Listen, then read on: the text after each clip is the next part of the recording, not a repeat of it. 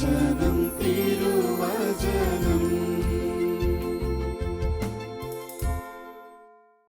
ദൈവപിതാവിൻ്റെ സ്നേഹവാത്സല്യവും ക്രിസ്തുവിൻ്റെ കൃപാകടാക്ഷവും പരിശുദ്ധാത്മാവിൻ്റെ നിറവും നിങ്ങളിൽ സമൃദ്ധമായി ഉണ്ടാകട്ടെ. മനുഷ്യരൊക്കെ സ്വപ്നം കാണുന്നവരാ, ആ സ്വപ്നം സാക്ഷാത്കരിക്കണമെന്ന് ആഗ്രഹിക്കുന്നവരാ. ആരോ പറഞ്ഞിട്ടില്ലേ, ആകാശത്തോളം സ്വപ്നം കാണുക, കുന്നോളം ലഭിക്കുമെന്ന്. ആ സ്വപ്ന സാക്ഷാത്കാരത്തിന് വേണ്ടി ഒരുപാട് അധ്വാനിക്കുന്ന മനുഷ്യരുണ്ട്. അവരുടെ അനുഭവപരിചയവും അറിവും സമ്പത്തുമൊക്കെ ഈ വിജയത്തിന് വേണ്ടി അവർ മാറ്റിവെക്കും. വിജയിക്കുമെന്ന് ഉറപ്പിക്കും. എന്നാൽ അവസാന നിമിഷം പ്രതീക്ഷിക്കുന്ന വിജയം കിട്ടാതെയും പോകും. ഒരുപാട് അധ്വാനിച്ചിട്ടും ഒരുപാട് പ്രയത്നിച്ചിട്ടും ആഗ്രഹിച്ചിട്ടും കുറവുകളൊക്കെ പരിഹരിച്ചിട്ടും ഭാവിയുടെ അപകടസാധ്യതകളൊക്കെ ഒഴിവാക്കിയിട്ടും എന്തേ പ്രതീക്ഷിക്കുന്ന വിജയം കിട്ടാതെ പോകുന്നത്? ഒരുപാട് കാരണങ്ങളുണ്ടാകും. നിശ്ചയമായും ഒരു കാരണമുണ്ട്. അത് നിങ്ങളുടെ സ്വപ്ന പദ്ധതിയുടെ മധ്യേ നിങ്ങൾ ദൈവത്തെ കൊണ്ടുവന്നിട്ടില്ല, അവനെ ഒഴിവാക്കി. ദൈവത്തിൻ്റെ അനുഗ്രഹമോ സമ്മതവും ഇല്ലാതെ നാം കെട്ടിപ്പൊക്കുന്ന സ്വപ്നകൂടാരങ്ങളൊക്കെ ഒരു നാൾ തകർക്കപ്പെടുക തന്നെ ചെയ്യും. ഒന്ന് ഓർത്തു നോക്കുക. ഉൽപ്പത്തി പുസ്തകം 11-ാം അധ്യായം. അതിൽ കിഴക്ക് നിന്നും എത്തുന്ന ഒരു ജനമുണ്ട്. ഒരു ഭാഷയും ഒരേ സംസാര രീതിയും ഉണ്ടായിരുന്ന ജനം. അവർ ആഗ്രഹിച്ചു ഒരു പുതിയ നഗരം പണിയാൻ, അവിടെ കീർത്തി ലോകത്തിൻ്റെ അതിർത്തിയോളം എത്തിക്കാൻ, ആകാശത്തോളം ഉയരമുള്ള ഒരു ഗോപുരം പണിയാനും അവരാഗ്രഹിച്ചു. പക്ഷേ അവരാ സംരംഭം ആരംഭിച്ചപ്പോൾ ദൈവത്തിൻ്റെ സമ്മതമോ അനുഗ്രഹമോ ചോദിച്ചില്ല. കെട്ടിപ്പൊക്കാൻ ആഗ്രഹിച്ചത് അതേപോലെ തകർന്നു വീണു. ഒത്തൊരുമയോടെ ജീവിക്കാനാണ് അവർ ആഗ്രഹിച്ചത്. എന്നാൽ ആഗ്രഹത്തിന് വിരുദ്ധമായി അവർ ചിതറിക്കപ്പെട്ടു. അവിടെ ഭാഷകൾ ഛിന്ന ഭിന്നമായി. മാനവരാശിയുടെ ഒരു പ്രതീകമാണ് ഈ ബാബേൽ ഗോപുരം, ഈ ജനം. ദൈവത്തെ മറന്നുകൊണ്ട് നമ്മൾ ആഗ്രഹിക്കുന്ന സ്വപ്നങ്ങളുടെ പിന്നാലെ മാത്രം പോയാൽ അതൊക്കെ ചിതറിക്കപ്പെടും.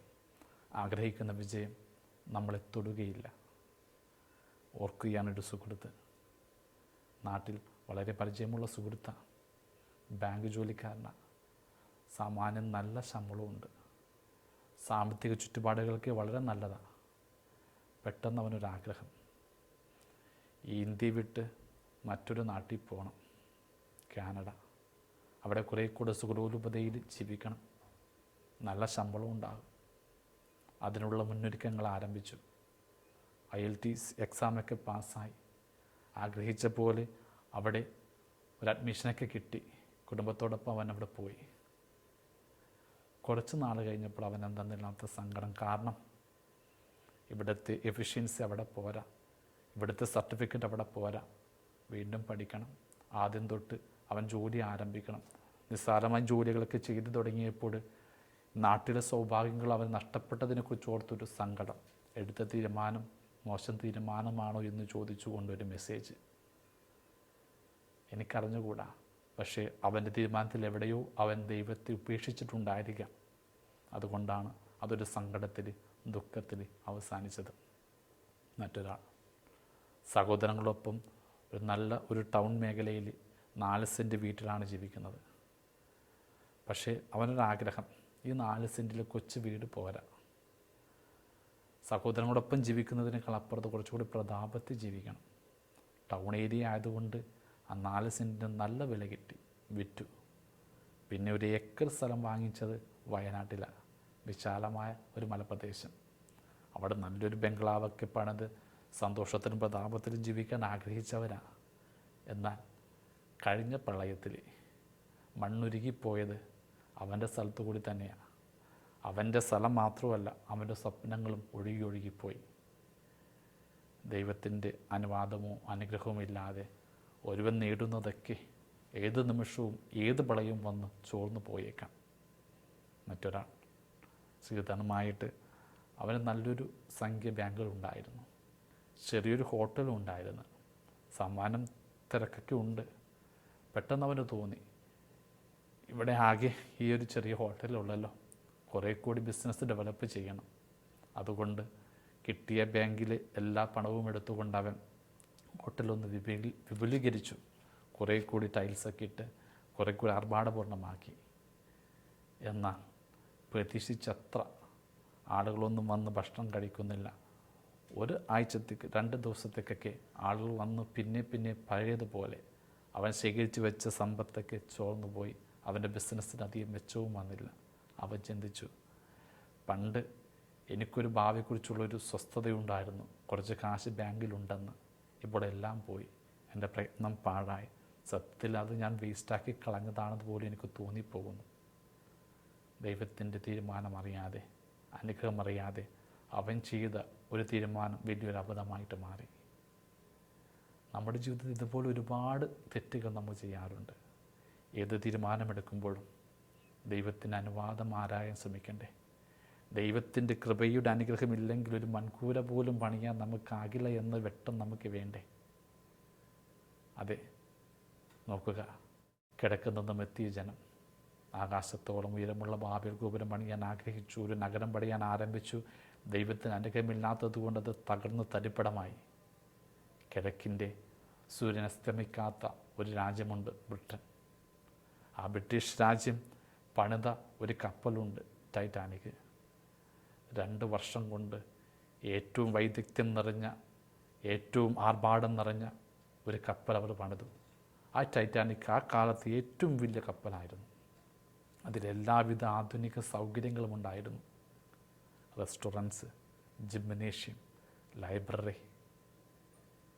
ഇതൊക്കെ ഉണ്ടായിട്ട് അവർ പറഞ്ഞു, ഇതിന് ആർക്കും ഒന്നിനും തകർക്കാനാകില്ല എന്ന്. ലൈഫ് ബോട്ടിൻ്റെ ഒരുപാട് സാധ്യത ഉണ്ടായിരുന്നിട്ടും ആദ്യത്തെ യാത്ര അവർ വളരെ കുറച്ച് ലൈഫ് ബോട്ടേ അതിൽ വെച്ചുള്ളൂ. കാരണം ഇതെങ്ങനെ കടലിൽ മുങ്ങിപ്പോകാനാ? അതവരുടെ അഹന്തയുടെ ഒരു വാക്കായിരുന്നു. ഏകദേശം 2224 പേര് ആദ്യ യാത്രയിലുണ്ടായിരുന്നു. അവർ യാത്ര ആരംഭിച്ചു. പിന്നെ എന്ത് സംഭവിച്ചുവെന്ന് നമുക്ക് ചരിത്രത്തിൽ വായിക്കുന്നുണ്ട്. അറ്റ്ലാന്റിക് സമുദ്രത്തിൽ ഒരു ചെറിയ മഞ്ഞുപാളി കണ്ടപ്പോൾ അത് വെറും തടസ്സം മാത്രമാണെന്ന് വിചാരിച്ച് അതിനെ തകർത്ത് മുന്നോട്ട് പോകാൻ ആഗ്രഹിച്ച് ടൈറ്റാനിക് അതിൻ്റെ താഴെയുള്ള അഗാധമായ തടസ്സം കാണാതെ അതിൽ തട്ടി തകർന്ന് വെള്ളത്തിൽ മുങ്ങിപ്പോകുന്നു. 1500ഓളം പേർ മരിക്കുന്ന മഹാദുരന്തമായിട്ടത് മാറി. നോക്കുക, ദൈവത്തെ വെല്ലുവിളിച്ച് അഹന്തയോടെ നാം നടത്തുന്ന വിജയയാത്രകളൊക്കെ ഇങ്ങനെ താന്നു പോകും. ബാബേൽ ഗോപുരം തകർന്നതുപോലെ, ടൈറ്റാനിക് തകർന്നതുപോലെ. അതുകൊണ്ട് ദൈവത്തിൻ്റെ കൃപയിൽ ആശ്രയിക്കുക. എന്ത് ചെയ്യുമ്പോഴും, എന്ത് തീരുമാനിക്കുമ്പോഴും ദൈവത്തിൻ്റെ അനുഗ്രഹം മുദ്ര ഉണ്ടോ എന്ന് തിരിച്ചറിയാനുള്ള വെട്ടം നമുക്ക് വേണം. ഒരു വിവാഹ ജീവിതത്തിലേക്ക് പ്രവേശിക്കുമ്പോൾ, ഒരു സുഹൃത്തുണ്ടാകുമ്പോൾ, ഒരു ഇൻ്റർവ്യൂവിന് പോകുമ്പോൾ, ഒരു ബിസിനസ് തുടങ്ങുമ്പോഴൊക്കെ ദൈവത്തിൻ്റെ ഇഷ്ടം നമ്മൾ ആരായണ്ടേ? വേണം. ദൈവത്തിൻ്റെ അനുഗ്രഹം ഉണ്ടെങ്കിൽ മാത്രമേ നമ്മൾ ചെയ്യുന്നതിലൊക്കെ ഫലമുള്ളൂ, അനുഗ്രഹമുള്ളൂ. ഒന്നോർത്ത് നോക്കുക, വലിയ തടാകത്തിൽ പത്രോസ് ഒരു രാത്രി മുഴുവനും വലയിടുന്നു. അവൻ മുക്കുവന, മത്സ്യത്തെക്കുറിച്ച് വ്യക്തമായ അറിവ് അവനുണ്ട്. എന്നിട്ടും രാത്രി മുഴുവൻ അവൻ അധ്വാനിച്ചിട്ടും അവൻ്റെ വലയിൽ ഒരു തരി മത്സ്യം പോലും കുടുങ്ങിയില്ല. കാരണം എന്താ? അവനൊരു കുറവുണ്ടായിരുന്നു. അത് അവൻ്റെ വഞ്ചിയിൽ ക്രിസ്തു ഉണ്ടായിരുന്നില്ല. ദൈവത്തിൻ്റെ സാന്നിധ്യമില്ലാതെ അവൻ അധ്വാനിച്ചതൊക്കെ പാഴായി. പലപ്പോഴും നമ്മളും ഇങ്ങനെയൊക്കെ തന്നെയല്ലേ? രോഗം മാറാൻ ആതുരാലയങ്ങളിൽ കയറിറങ്ങുന്നു, എന്നിട്ട് രോഗം കൂടിക്കൂടി വരുന്നു. മക്കളുടെ മാനസാന്തരത്തിന് വേണ്ടി അഹോരാത്രം പ്രാർത്ഥിക്കുന്നെങ്കിലും മക്കൾ പാവഴി ഇടറി പോയിക്കൊണ്ടിരിക്കുന്നു. സാമ്പത്തിക കെട്ടുറപ്പിന് വേണ്ടി രാവും പകൽ അധ്വാനിക്കുന്നെങ്കിലും കടം കയറി വരുന്നു. എന്ത് കൊണ്ട്? ദൈവത്തിൻ്റെ സാന്നിധ്യമില്ലാതെ പോകുന്നതുകൊണ്ടാകാം. പിറ്റേന്ന് പ്രഭാതത്തിൽ അവൻ്റെ വഞ്ചിയിലേക്ക് ക്രിസ്തു പ്രവേശിക്കുന്നുണ്ട്. അവിടെ ഇരുന്നു കൊണ്ട് വചനം പ്രഘോഷിക്കുന്നുണ്ട്. അതിനുശേഷം ക്രിസ്തു പറഞ്ഞതനുസരിച്ച് അവൻ വലയിടുന്നു. അതുവരെയും എവിടെയോ പോയി മറഞ്ഞ മത്സ്യങ്ങൾ അവൻ്റെ വലയിലേക്ക് ഓടി വരുന്നു. അവൻ്റെ വഞ്ചിയും കൂട്ടുകാരുടെ വഞ്ചിയും നിറയത്തക്ക വിധത്തിൽ അനുഗ്രഹത്തിൻ്റെ സമൃദ്ധി പത്രോസിന് ലഭിക്കുന്നു. അതെ, നമ്മുടെ ജീവിതത്തിലേക്ക് ക്രിസ്തുവിനെ ക്ഷണിച്ചാൽ, അവൻ്റെ മൗന സാന്നിധ്യം നമ്മുടെ ജീവിതത്തിലുണ്ടെങ്കിൽ, അവൻ്റെ അനുഗ്രഹത്തിൻ്റെ ബലമുണ്ടെങ്കിൽ നമ്മുടെ എല്ലാ പ്രയത്നങ്ങളും ഫലദായകമാകും. നമ്മുടെ ഒരു സാധ്യതകളും അവൻ അടച്ചു കളയില്ല. അതുകൊണ്ട് തന്നെ എന്തും ചെയ്യുമ്പോഴും ക്രിസ്തുവിൻ്റെ ദൈവത്തിൻ്റെ പ്രസൻസ് ഉണ്ടാകാൻ വേണ്ടി പ്രാർത്ഥിക്കുക. സാന്നിധ്യം വേണം. അവൻ്റെ സാന്നിധ്യമുണ്ടെങ്കിൽ അവൻ്റെ സംരക്ഷണവും ഉണ്ടാവും. അവൻ്റെ പ്രസൻസ് ഉണ്ടെങ്കിൽ അവൻ്റെ പ്രൊട്ടക്ഷനും ഉണ്ടാകും. ഏത് സംരംഭം ചെയ്യുമ്പോഴും ഏത് കാര്യം ചെയ്യുമ്പോഴും കർത്താവിൻ്റെ ഒരു പ്രൊട്ടക്ഷൻ വേണ്ടേ? എല്ലാ സംരംഭങ്ങളിലും ഉണ്ടാകും തകർക്കാൻ വേണ്ടി ഒരുപാട് ശത്രുക്കൾ, അസൂയാലികൾ. നിൻ്റെ ജീവിത യാത്രയിൽ നീ വീഴാൻ വേണ്ടി കൊതിക്കുന്ന ഒരുപാട് മനുഷ്യർ നിൻ്റെ ചുറ്റുമുണ്ടാകും.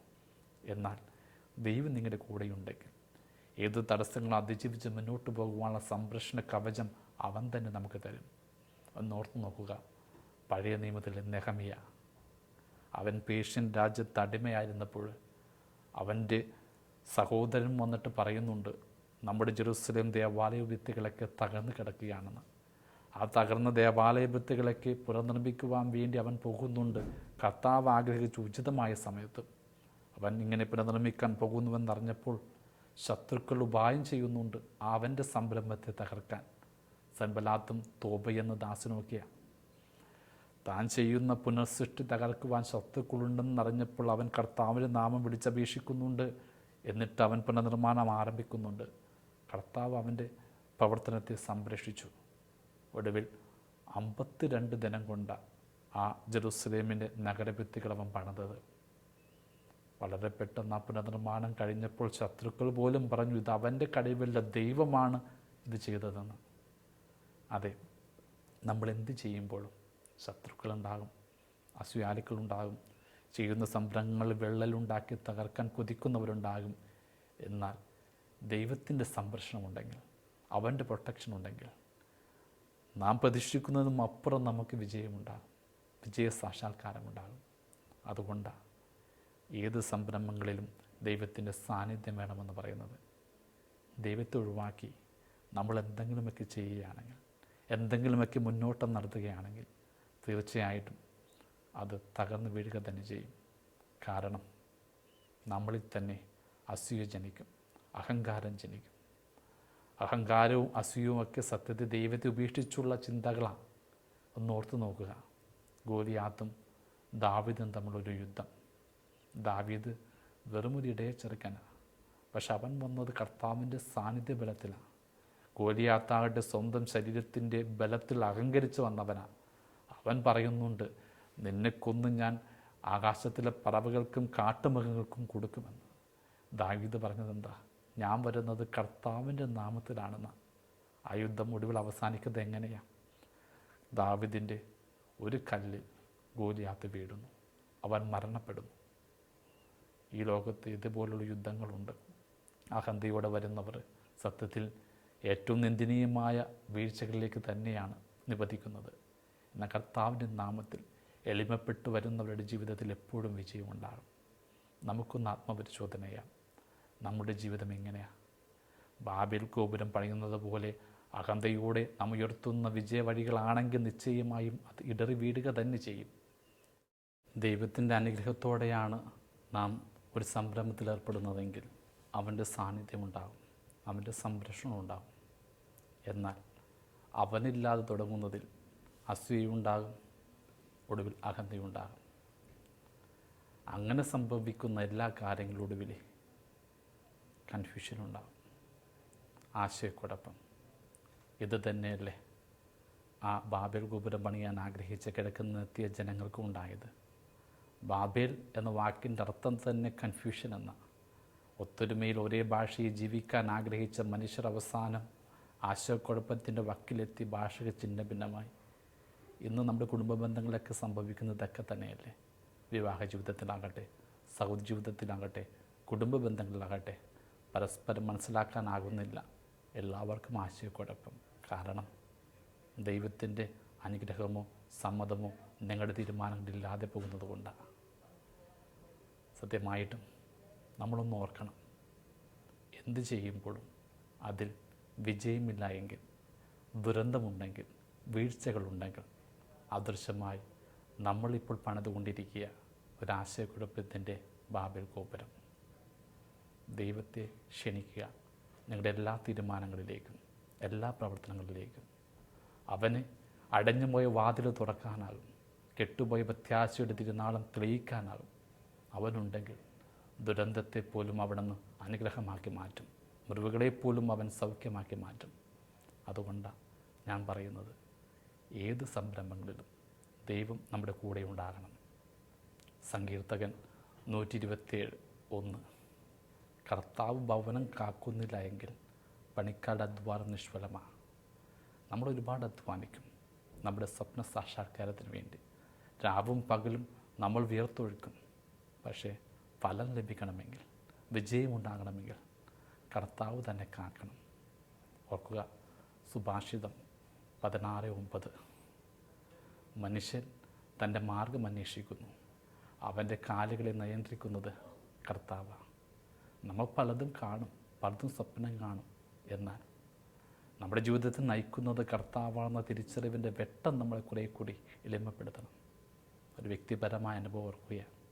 വളരെ ചെറുപ്പത്തിൽ ഞാൻ ആഗ്രഹിച്ചത് ഒരു ആർട്ടിസ്റ്റാകാനാണ്, ഒരു ചിത്രകാരൻ. ആൻറ്റി തന്ന പെയിൻറ്റ് കൊണ്ട് തുടങ്ങിയ ചിത്രകലയാണ്. സാമാന്യം നന്നായിട്ട് വരക്കും, പലവിധ പ്രൈസുകളൊക്കെ കിട്ടിയിട്ടുണ്ട്. 10ാം ക്ലാസ് ഡിസ്ട്രിക്ട് ലെവലിൽ പോലും എനിക്ക് സമ്മാനം കിട്ടിയപ്പോൾ ഞാൻ ആഗ്രഹിച്ചു നല്ലൊരു ആർട്ടിസ്റ്റാകണം. ഈ 10ാം ക്ലാസ്സൊക്കെ കഴിഞ്ഞ് ഒരു ആർട്ട് സ്കൂളിലൊക്കെ പോയി പഠിച്ച് കുറേ കൂടെ പ്രശസ്തനാകണം. ഇത് എൻ്റെ ഒരു ആഗ്രഹമാണ്, എൻ്റെ മാർഗമാണ്. എന്നാൽ ദൈവമാണ് എന്നെ നയിച്ചത്. ആ സ്വപ്നങ്ങൾക്കപ്പുറത്ത് ദൈവം എന്നെ ഒരു പുരോഹിതനാക്കി. പുരോഹിതനാകാൻ സെമിനാരിൽ ചേരുമ്പോൾ ഞാൻ ആഗ്രഹിച്ചൊരിക്കൽ പോലും ഞാനൊരു കപ്പുച്ചു വൈദ്യനാകില്ലെന്ന ഒരു ഡയസിസ് അച്ഛനാകണം. കപ്പുച്ചിൻ സഭയുടെ ജീവിതം കുറേ കൂടി തീഷ്ണതയും ത്യാഗവും ആവശ്യപ്പെടുന്നത് കൊണ്ട് കുറച്ചുകൂടി ലളിതമായൊരു ജീവിതം മതിയെന്ന് ഞാൻ അന്ന് ആഗ്രഹിച്ചു. എന്നാൽ എൻ്റെ ആഗ്രഹങ്ങൾക്ക് വിരുദ്ധമായി ദൈവം എന്നെ ഇപ്പോൾ കപ്പുച്ചിൻ വൈദികനാക്കി മാറ്റിയിരിക്കുന്നു.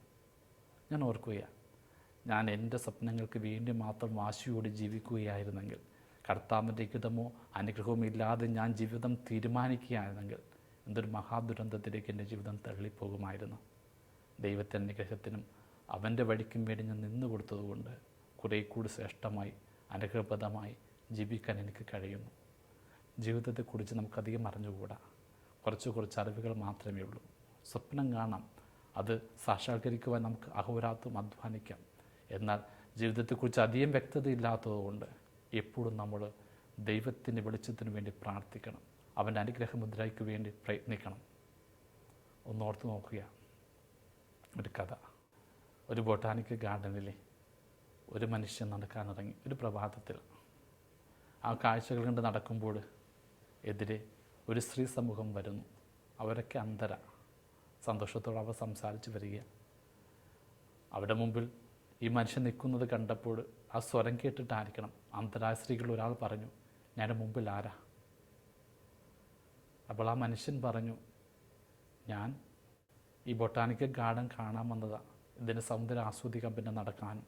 നിങ്ങൾക്കത് ശല്യമായെങ്കിൽ ഞാൻ പോയിക്കൊള്ളാം. അപ്പോൾ അന്ധസ്ത്രീകൾ ഒരാൾ പറഞ്ഞു, സോറി, നിങ്ങളാരും ശല്യമാണെന്ന് ഞാൻ പറഞ്ഞില്ല, ഞങ്ങൾക്കൊരു സഹായം വേണം. ഞങ്ങൾ അന്ധരാണ്, ഈ ബൊട്ടാനിക്കൽ ഗാർഡൻ കാണാൻ വന്നതാണ്. ഞങ്ങൾക്കൊരു ഗ്രൂപ്പ് ഫോട്ടോ എടുക്കണമെന്നുണ്ട്, നിങ്ങളതെടുത്ത് സഹായിക്കുമോ എന്ന്. അപ്പോൾ ആ മനുഷ്യൻ ശരിക്കും എന്തെന്നില്ലാത്ത ദേഷ്യം വന്നു. കാരണം അന്ധരായവർ ഇതാ മനോഹരമായ ബൊട്ടാനിക്കൽ ഗാർഡൻ കാണാൻ വന്നിരിക്കുന്നു, അതും അന്ധരായവർക്കൊരു ഫോട്ടോ എടുത്ത് കൊടുക്കണം. ഇവർ തന്നെ പരിഹസിക്കുകയാണെന്ന് വിചാരിച്ച അയാൾ വഴിമാറി നടന്നു, ഒരു സഹായം ചെയ്തു കൊടുത്തില്ല. സത്യത്തിൽ ഇതിലാരാണ് അന്ധർ? ഈ അന്ധരായ സ്ത്രീകൾ ആ മനോഹരമായ ബൊട്ടാനിക്കൽ ഗാർഡനിലൂടെ വരുന്നു. അവർക്കൊരു വിധത്തിലേക്ക് ഈ ഗാർഡൻ്റെ സൗന്ദര്യം ആസ്വദിക്കാൻ പറ്റും. ആ പൂക്കളുടെ സുഗന്ധം ആസ്വദിക്കാൻ പറ്റില്ലേ?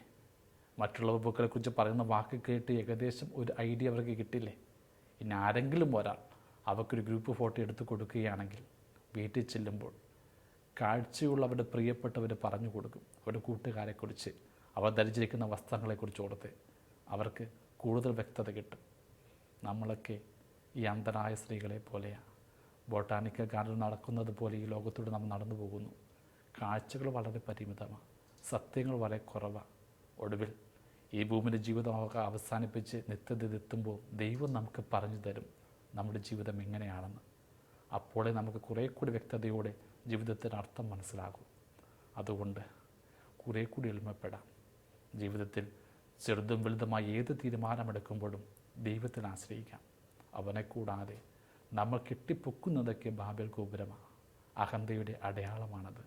നമ്മുടെ സൗന്ദര്യമാകട്ടെ, നമ്മുടെ ബിസിനസ്സാകട്ടെ, നമ്മുടെ ജോലിയാകട്ടെ, നമ്മുടെ വിവാഹബന്ധമാകട്ടെ, എന്തും ദൈവത്തെ കൂടാതെ നമ്മൾ കെട്ടിപ്പൊക്കുന്നതാണെങ്കിൽ അത് തകർന്നു വീഴാൻ സാധ്യതയുള്ളതാണ്.